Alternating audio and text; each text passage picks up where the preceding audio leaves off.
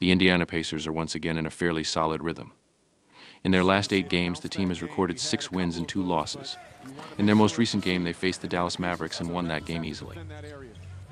This season, the Indiana Pacers are riding on the performances of Tyrese Halliburton, who is having the best season of his career and is a legitimate candidate for one of the top 3 spots in the NBA league. The outstanding playmaker is currently in slightly weaker form due to an injury he hasn't fully recovered from yet. However, he is practically forced to play in order to be considered for the All-NBA team, and consequently for a bigger contract. The addition of Pascal Siakam has confirmed the team's ambitions to make it to the playoffs and try to reach the second round.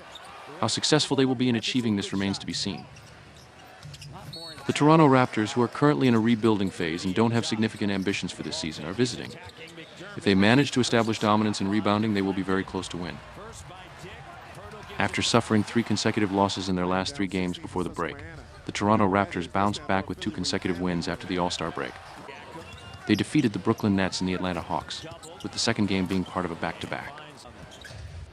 The Toronto Raptors have undergone significant roster changes this season and appear to be fully committed to their goal, which is the player development of Scotty Barnes. The young star received his first All-Star Game invitation this season.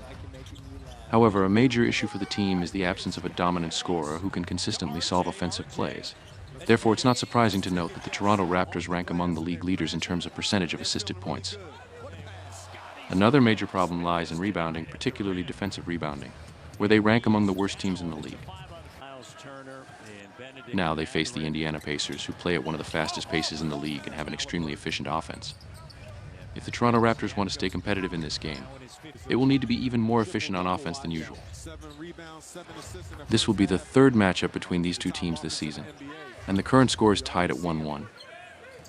Absences and injuries. Aaron Nesmith is questionable for the home team. The visitors are expected to field their strongest roster. Indiana Pacers are undoubtedly a more quality team than the visitors. This will be a back-to-back game for the home team, while the Toronto Raptors had a couple of days of rest, which is certainly an advantage for them. However, the difference in quality, home court advantage, and greater motivation are in favor of the home team, and we believe that will be enough to secure the win. Our prediction is Indiana Pacers minus 5.5.